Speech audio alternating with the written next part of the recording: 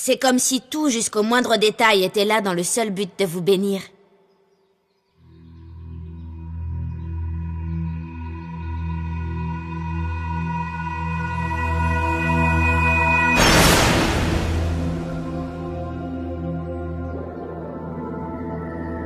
Ça ressemble à l'horloge de la quiétude. Oui, c'est bien l'horloge de la quiétude, celle qui est endormie depuis 100 ans. Selon la prophétie, lorsque l'être attendu descendra dans la terre promise, le silence sera brisé par le son de la cloche. Qui est là? Alors c'est là que vous étiez caché pour échapper à Mademoiselle Kate. Ah, c'est toi, oncle Oscar. J'ai eu un mal fou à vous retrouver. Tu es incorrigible. Mademoiselle Kate se fait toujours un sang d'encre à cause de toi. Je sais bien, mais elle est tellement sur les nerfs que ça me donne envie de la taquiner un peu. C'est normal qu'elle s'inquiète, cette pauvre femme. Elle veille sur le futur chef de la famille Vessalius, une des familles des 4 duchés. C'est toi qui prendras les rênes après ta cérémonie de passage à l'âge adulte. Ouais, c'est ça le problème. J'ai pas envie d'assister à cette cérémonie rasoir. Je parie que je vais m'endormir. Désolé, tous les nobles de 15 ans doivent en passer par là. Fais-toi une raison. N'empêche, je suis quand même content d'être venu dans ce château. Ça fait 2 jours que je suis là et il me reste encore plein d'endroits à découvrir. C'est un très bel édifice, n'est-ce pas? Il me semble qu'il a été bâti il y a plus de 200 ans. Mais maintenant, il sert uniquement à organiser la cérémonie de passage à l'âge adulte. Wow, je pensais pas qu'il était si vieux que ça. Ça veut dire qu'il a été construit bien avant la tragédie de Sablier.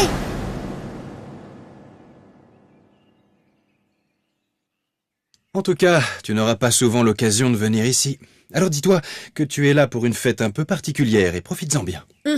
On m'a dit que c'est vous qui allez diriger la cérémonie, c'est vrai? Oui, on t'a bien informé à ce que je vois. Désolé, normalement c'est ton père qui devrait s'en charger, mais je vais le remplacer. Soyez pas désolé, vous savez bien que de toute façon, je me sens plus proche de vous que de mon père. Alors ça me fait plaisir que vous preniez sa place. Au fait, Oz, j'ai réussi à trouver à temps ce que tu m'avais demandé. Tu l'auras pour la cérémonie. C'est vrai?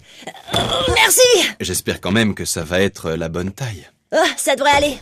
Monsieur Oscar, est-ce que le jeune Oz est ici avec vous? Oh, s'il vous plaît, mon oncle, est-ce que je peux m'amuser encore un peu?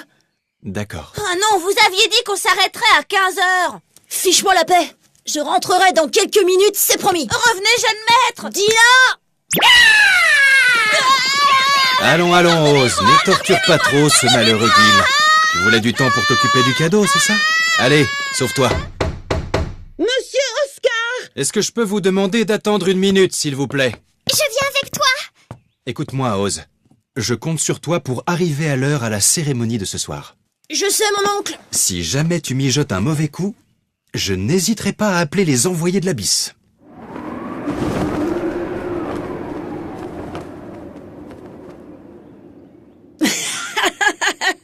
On m'a souvent menacé de les appeler, mais jusque-là, ils sont jamais venus. Allez, viens, Ada. Attendez, jeune maître. Monsieur Oscar? Excusez-moi, j'arrive tout de suite, mademoiselle. Où est-ce que vous allez comme ça, jeune maître?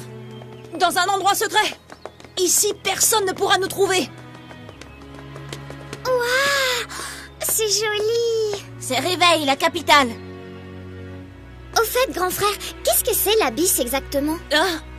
Eh bien, l'Abysse, c'est une prison où on enferme ceux qui font de vilaines choses. Il paraît que les personnes envoyées là-bas n'en ressortent plus jamais. Dis, Gil, est-ce que c'est la prison qu'il y avait dans le livre qu'on a lu ensemble la dernière fois? Oui, c'est bien elle. D'après les légendes, lorsqu'une personne commet un crime très grave, des envoyés de l'Abysse viennent à sa rencontre et l'emmènent dans un endroit terrifiant où elle passe le reste de ses jours. Bon, vous venez? Allez, c'est par ici.